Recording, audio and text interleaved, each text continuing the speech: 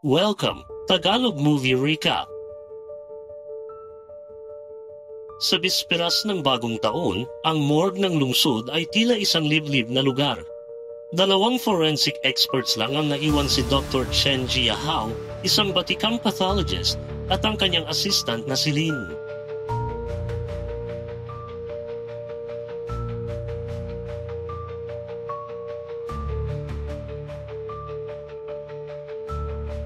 Biglang may pumasok na tatlong armadong lalaki, pinangunahan ng misteryosong si Santa. Hinahanap nila ang isang partikular na bangkay, ang may #19 na may lihim na balang naglalaman ng microchip mula sa isang nakalipas na Diamond Heist.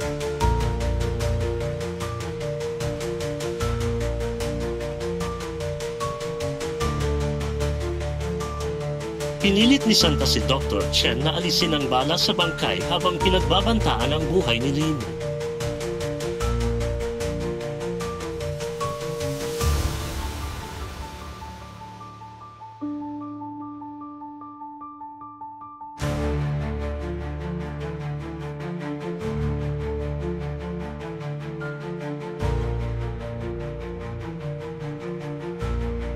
Napatay ang isang kriminal ng aksidenteng ma-electrocute sa morgue equipment.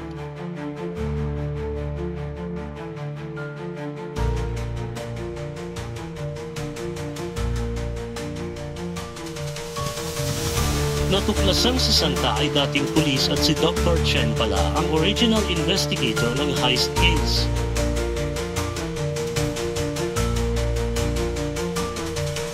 Ginamit ni Dr. Chen ang kanyang forensic knowledge para kontrahin ang mga kriminal.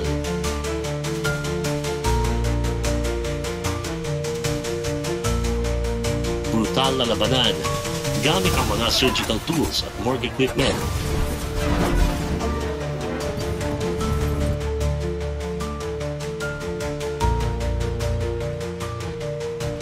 Namatay si Santa sa cryo chamber habang sinusubukang kunin ang microchip.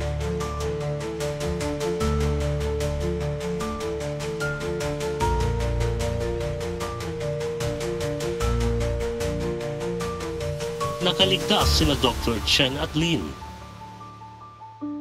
Aral ng kwento, ang katotohanan, tulad ng bangkay sa morgue, hindi ito pwedeng itago magpakailanman. Lilitaw din ito sa tamang panahon. Sana nakatulong ang recap na ito. Kung may gusto ka pang ipalabas na movie recap, comment mo lang.